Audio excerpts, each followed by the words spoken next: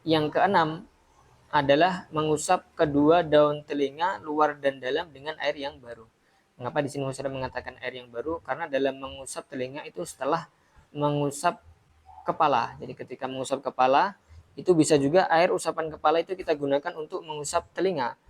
Tapi kesunahannya adalah bima injadid. Jadi mengusap telinga itu menggunakan air yang baru, bukan air yang sambil kita mengusap kepala tadi terus kita usapkan juga ke telinga. Tapi sunahnya adalah menggunakan bima injadidin, air yang baru. Yang ketujuh, watakhlilul lihyati, dan menyelai-nyelai jenggot al-kasati yang tebal. Kemudian jenggot yang tebal itu disunahkan untuk menyela-nyelai. Adapun kalau jenggotnya itu tipis, itu tidak disunahkan untuk menyela-nyelai. Justru basuhan air itu harus sampai ke bagian dalam kulit jenggot gitu. Assalamualaikum warahmatullahi wabarakatuh. Pada pertemuan kali ini kita akan membahas mengenai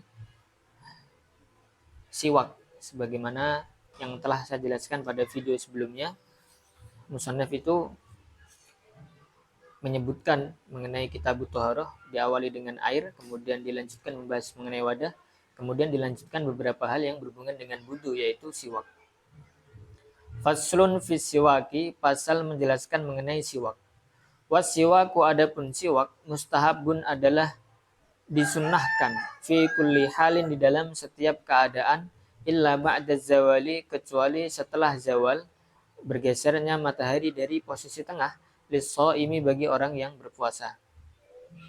Maka di sini musannaf pertama kali mengatakan siwak itu hukumnya adalah disunnahkan.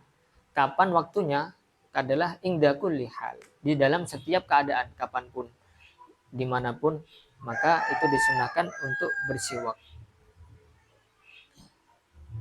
Kecuali ada satu tempat yang dimakruhkan untuk bersiwak, yaitu kapan? Ba'da zawal lis-shaim, setelah pertengahan siang bagi orang yang berpuasa. Jadi misalnya kita itu sedang puasa Ramadan atau mengerjakan puasa-puasa yang lain, setelah duhur sampai kita berbuka, maka itu nanti dimakruhkan untuk menggunakan siwak.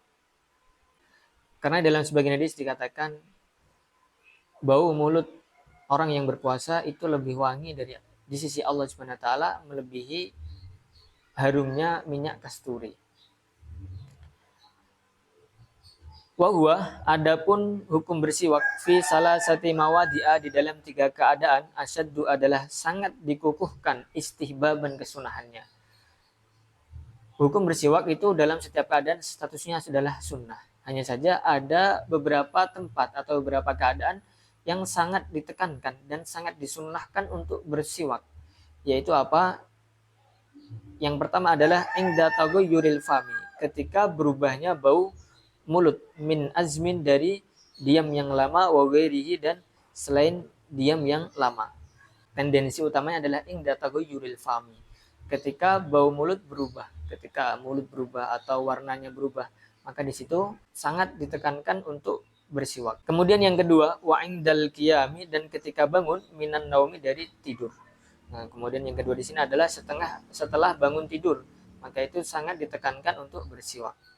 Kemudian yang ketiga, wa indal qiyami ila shalah, dan ketika berdiri untuk sholat.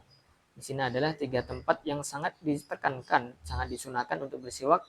Yang pertama itu adalah ingda taghayyuril fami, ketika bau mulut berubah atau warna mulut berubah. Kemudian yang kedua adalah ketika bangun dari tidur, dan yang ketiga adalah ketika akan menuju atau mengerjakan sholat.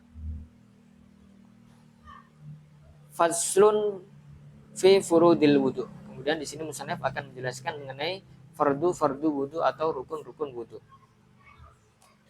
Faslun fi furudil wudu'i, pasal menjelaskan fardu wudu. Wa furudul wudu'i, adapun fardu wudu, sittatu asya'a, ada 6.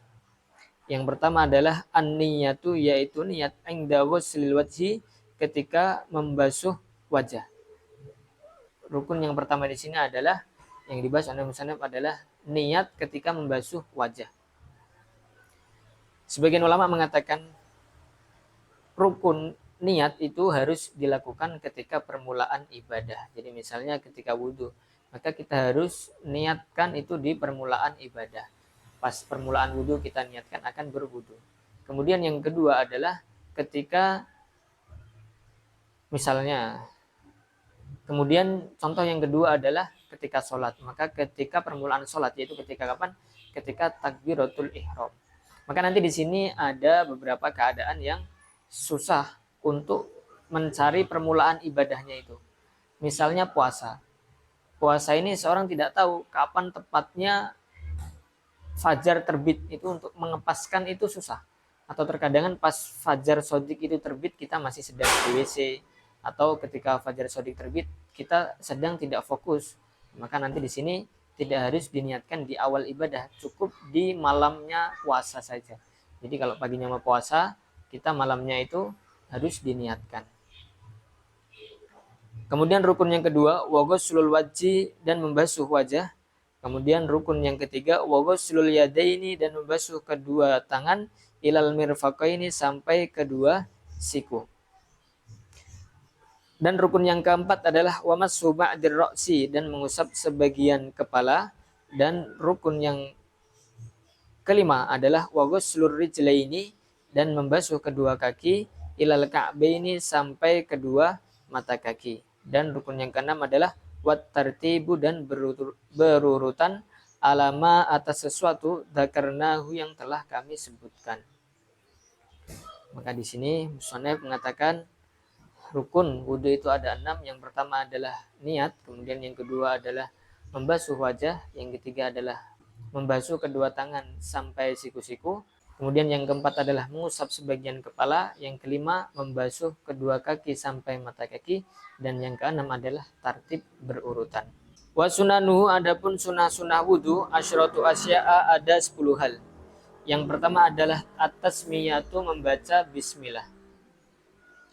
Yang kedua, wa ghuslul kaffaini, dan membasuh kedua telapak tangan, qabla idkhalihima, sebelum memasukkan keduanya al-ina'a, ke wadah. Jadi pertama-tama sebelum wudhu kita membaca bismillah dulu, kemudian setelah membaca bismillah kita membasuh kedua telapak tangan kita. Wal madmadatu, dan berkumur-kumur, wal istinsyaku, dan menghirup air ke hidung atau istinsak, wa mashu jami'ir ra'si, dan mengusap seluruh kepala, wa mashul udunaini, dan mengusap kedua telinga, dhahirihima, bagian luar keduanya, wa batinihima, dan bagian dalam keduanya, bima in jadidin, dengan air yang baru. Maka di sini musannaf mengatakan kesunahan wudhu yang keenam adalah mengusap kedua daun telinga luar dan dalam dengan air yang baru. Mengapa di sini musannaf mengatakan air yang baru? Karena dalam mengusap telinga itu setelah mengusap kepala. Jadi ketika mengusap kepala itu bisa juga air usapan kepala itu kita gunakan untuk mengusap telinga. Tapi kesunahannya adalah bima injadid. Jadi mengusap telinga itu menggunakan air yang baru, bukan air yang sambil kita mengusap kepala tadi terus kita usapkan juga ke telinga. Tapi sunahnya adalah menggunakan bima injadidin, air yang baru. Yang ketujuh, wa takhlilul lihyati, dan menyela-nyelai jenggot al-kasati, yang tebal. Kemudian jenggot yang tebal itu disunahkan untuk menyela-nyelai. Adapun kalau jenggotnya itu tipis, itu tidak disunahkan untuk menyela-nyelai. Justru basuhan air itu harus sampai ke bagian dalam kulit jenggot gitu. Karena kalau jenggotnya tebal, itu nanti bagian dalam kulitnya itu tidak harus terkena air wudhu, hanya saja disunahkan untuk menyela-nyelai jenggot tersebut. Wa takhlilu asabi'il yadaini, dan menyela-nyelai jari kedua tangan, warijlaini, dan jari kedua kaki. Yang kedelapan, wa taqdimul yumna 'alal yusra, mendahulukan anggota yang kanan daripada yang kiri. Yang kesembilan, wa taharatu salasan, dan bersuci 3 kali 3 kali. Jadi setiap basuhan itu 3 kali 3 kali. Jadi misalnya wajah itu 3 kali, membasuh kedua tangan 3 kali, membasuh kedua kaki 3 kali, mengusap telinga, mengusap kepala itu 3 kali 3 kali. Kemudian yang ke-10, wal muwalatu, dan berkesinambungan. Dalam arti antara satu basuhan dengan basuhan yang lain itu tidak dijeda dengan sesuatu. Jadi misalnya kalau kita jeda, kita mengusap wajah, telapak tangan, mengusap wajah, kedua tangan, dan mengusap kepala di rumah. Kemudian nanti mengusap kakinya ketika sudah di musola atau di masjid. Maka itu tidak disunahkan. Sunahnya adalah secara berkesinambungan. Dihitung berkesinambungan itu kapan? Dihitung berkesinambungan itu ketika basuhan yang sebelumnya itu belum kering. Jadi kalau basuhan yang sebelumnya itu sudah kering, baru kita melanjutkan basuhan yang setelahnya, maka nanti dihitung terputus dari berkesinambungan.